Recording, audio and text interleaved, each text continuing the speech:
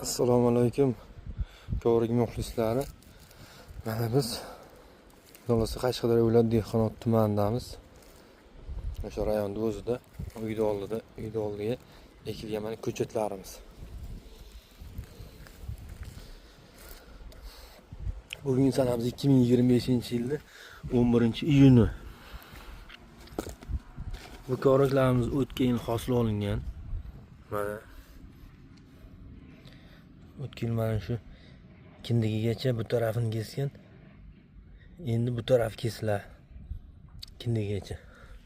Mana shu tartibda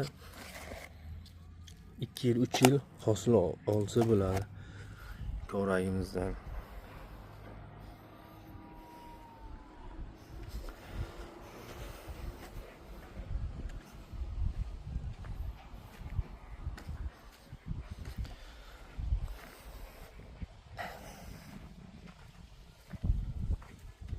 Yani uyda oldida akarodga ekilgan ko'chatlarimiz.